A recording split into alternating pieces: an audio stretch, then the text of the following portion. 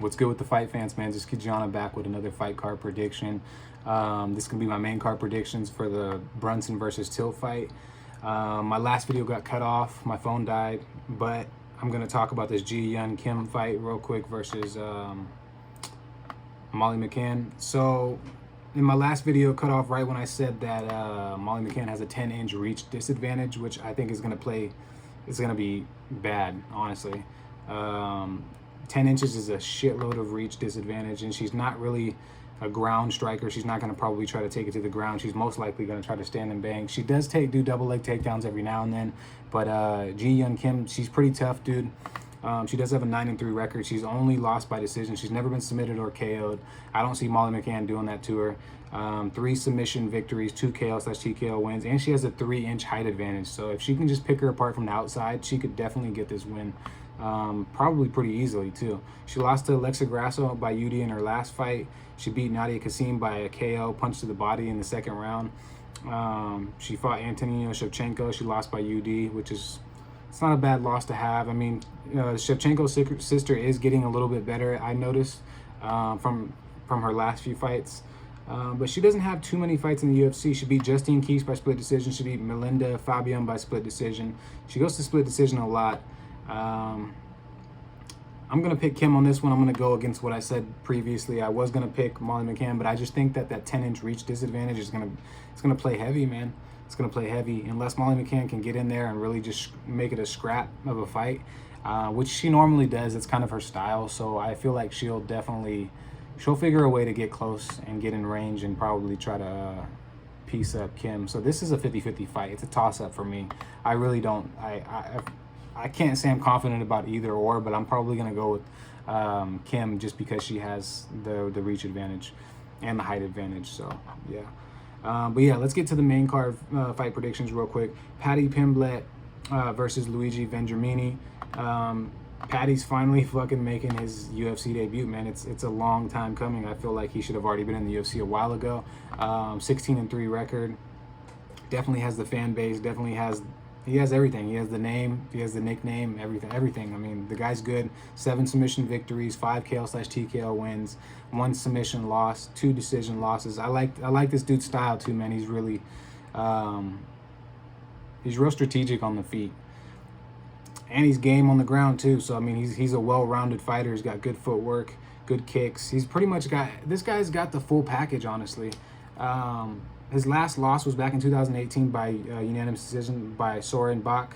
And then he's on a 2-fight win streak now, both finishes in the first round. He hasn't fought since March 2021. He got a rear naked choke on Cage Warriors against David Martinez. Pretty impressive performance. That was in the first round. This guy starts off pretty quick though, man, and he has a lot of hype behind him. So this is going to be interesting. He's fighting a dude who's 9-2 record, Luigi Vendramini. I think he got KO'd in the first round on his debut fight, if I'm not mistaken. Yes, he did. He got KO'd by Zaleski dos Santos by flying knee and punches. It was in the second round, not the first round. And then he beat Jessian Ayari by TKO in the first round on his next fight, but then he lost another one by majority decision to Fares Ziam. Luigi Vendramini, he's not very impressive to me. I think Paddy Pimblett's going to pick him apart, honestly. I think this guy's going to try. He does have 4 submission wins and 5 KO/TKO wins. Luigi's going to try to take him down, most likely. That's what I see happening. I see him getting pieced up on the feet, going for a desperate takedown, and then Paddy Pimblett just fucking submitting him. Or maybe possibly getting a TKO victory. But I see him getting a finish in this fight for sure within the second or third round. That's my guess. A lot of people are saying that this kid's a hype train. I don't really think he's a hype train. I think he's the real deal. He has dealt with some injuries in the past. Yeah, I'm confident in picking this guy. I think he'll get the win. And his birthday's in January like mine, so he's a Capricorn. Capricorns just think differently, you know. Go-getters. So I think this guy's going to get the dub. I think he's going to get the dub. Next fight, Modestas Bukauskas versus Khalil Roundtree Jr. Khalil Roundtree just has not impressed me in his last few fights, which sucks because I'm a huge Khalil Roundtree fan. I've been a fan of Khalil since he's been in the UFC. I like his fighting style. I like that he trains out of Thailand now. I like that he moved there and he came back with a whole new style. I remember when he fought Eric Anders, and he knocked him down like 4 times. He was fucking him up with the Muay Thai. Just everything. His whole stance was different. The way he was kicking was different. It just, his whole demeanor, everything about the dude was just fucking different, and I liked it. But it hasn't really transferred over yet. All of that hard work and everything that he's been putting in the gym, and all the changes that he's made, it hasn't transferred over in the UFC yet, at least. Maybe mentally it has. But he's on a 2-fight losing streak. He lost by Ion Cutelaba by TKO elbows in the first round. He lost to Marcin Prashnio, which I thought for sure that was a win. Easy KO. Not easy, no fight in the UFC is easy, but I thought for sure he was going to get a KO in that fight. And he let me down. I picked Khalil Rountree in that one. He lost to Johnny Walker by KO elbows. It just seems like he gets elbowed a lot and gets KO'd. He does have 5 KO/TKO wins, 0 submission wins, 3 decision wins, 2 KO losses, and 1 submission loss. He did lose to Tyson Pedro way back in 2016 by rear naked choke. Lost to Andrew Sanchez in 2016. But he has really good notable wins. He's got a win over Paul Craig. That's a decent win to have by KO. Gokhan Saki, that's probably one of his most notable wins. And then no contest versus Michael Olechek and Eric Anders. So I guess when you really put it into perspective, he hasn't fought in too many big name people yet. Gokhan Saki's probably the biggest KO win that he's ever got, honestly. And Gokhan Saki is a fucking savage. But he's fighting Modestas Bukauskas. He has 11-4 record. If Khalil Rountree shows up, he can for sure get it done. And this isn't just me being biased because I like him. Modestas Bukauskas is a bad motherfucker too. 8 KO/TKO win, 2 submission wins, 2 KO/TKO losses, and 1 submission loss. He does have the height advantage by 2 inches, and I'm pretty sure he's going to have the reach advantage in this fight as well. He is the favorite. Khalil Rountree is a good underdog pick. That's if he shows up. If Khalil fucking shows up, he's game, and he can get the job done, and he can win. And he can win in like a really good fashion. But if he doesn't show up mentally, it's just, your money's down the drain. So I don't know if I'm going to be putting any money on DraftKings for this particular, or I'm going to pick him for this particular fight, or do a parlay with this particular fight.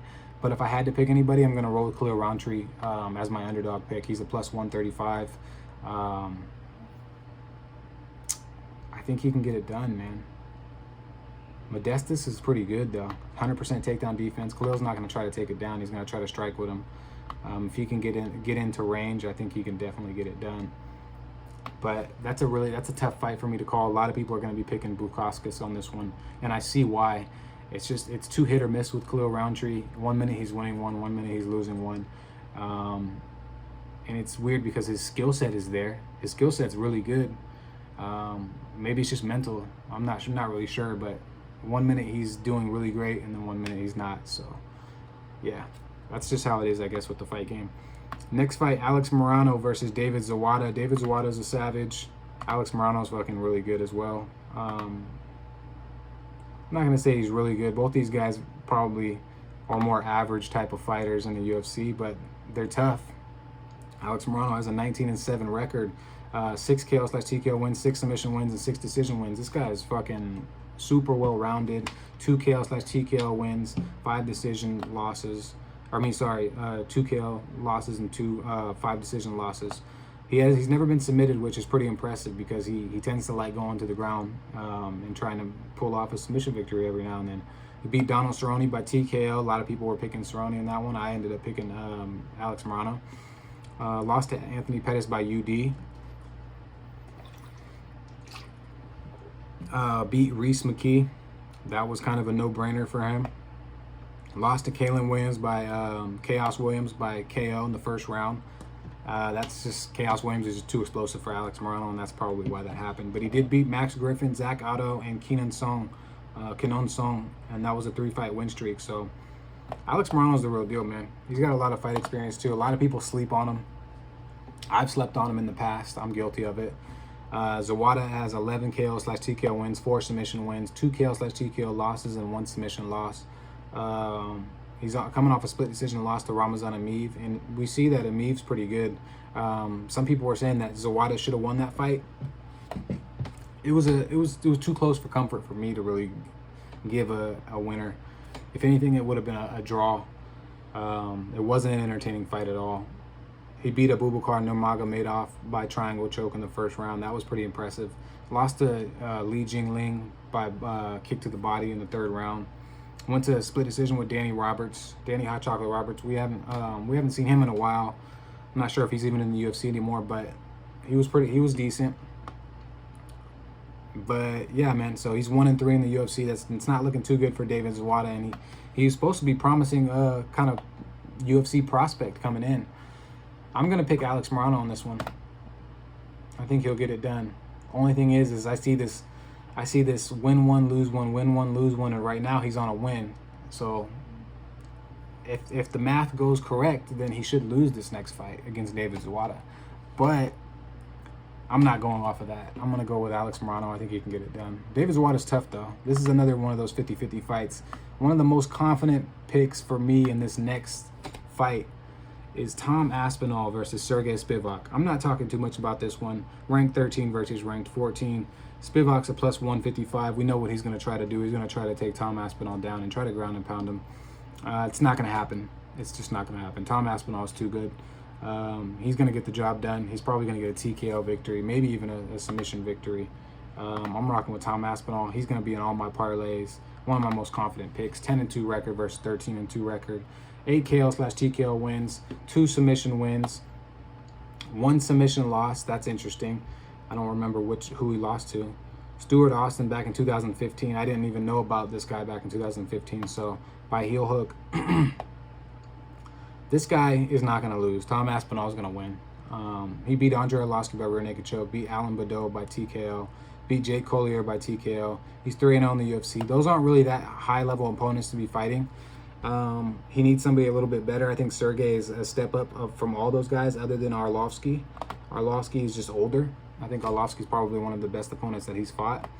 But Sergey does have a 5 KO wins, 6 submission wins, 1 KO loss. He's never been submitted. So, yeah, man, I could definitely see Sergey getting it done as well. But he's on a 3-fight winning streak. He beat Alexei Olenek by unanimous decision, beat Jared Vandera by TKO in the second round, and beat Carlos Felipe by majority decision, which is that's a tough person to fight. Carlos Felipe is he doesn't care about getting punched. He just walks into punches. And throws more. He throws heat too. He lost to Marcin Tibero by UD. So, yeah, man, this guy beat Tai Tuivasa by arm triangle choke. This guy's actually fought in some really good opponents. He lost to Walt Harris by TKO on his debut. That's not a bad loss to have, especially as a debut, dude. They put you against Walt Harris. Fuck, dude. They're setting you up for failure already. Because Walt Harris he's pretty good, man. He's not great, but he's pretty good. So, yeah, I would say Sergey Spivak's probably going to lose this one. Yeah, I got to rock with Tom Aspinall on this one. Next fight, the main fucking event, Derek Brunson versus Darren Till. Plus 160 versus negative 190. I think the odds should be a little bit closer. I think Derek Brunson is actually a pretty decent underdog pick at plus 160. He's probably going to end up being a plus 200 later on once the fight gets here. Maybe a little bit more. But Darren Till is very hard to take down. I can see Derek Brunson just shooting for takedowns, honestly. I don't see him striking with Darren Till, even though he has the power to knock him out. Darren Till's been knocked out by Masvidal. I think Derek Brunson can probably have the same amount of power in a strike as Masvidal can.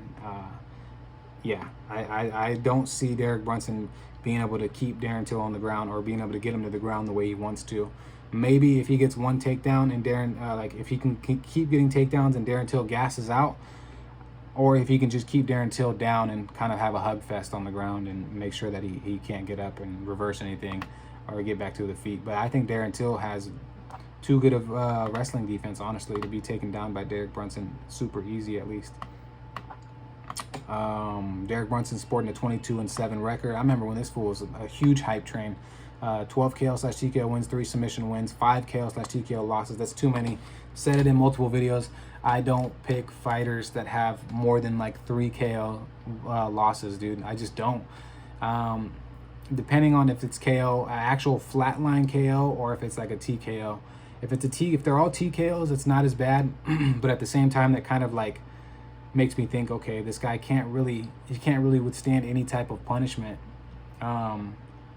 If you get flatlined, you get flatlined. It is what it is. If that's just that soft spot in your head, and you're gonna go to sleep, or on your chin and you're gonna go to sleep. But yeah, TKOs are kind of tricky, man. They're kind of tricky for me because if I see too many people have TKOs over an actual flatline KO, it makes me wonder about them. But if I see him having too many KOs flatlined, it makes me wonder about him too. So it's kind of I don't know. It's wishy-washy for me. But I see Darren Till getting the job done. I probably think it's going to go to decision. I don't think it's going to be a super, super exciting fight. Derek Brunson's not going to be able to make it an exciting fight. Darren Till's a counter striker. He likes to sit back a little bit. Sometimes he pressures his opponents. He's very good with his range. Really good footwork. Darren Till has some of the best karate, like a karate stance, kind of Muay Thai. I don't know. He's kind of incorporated everything in his style. And the dude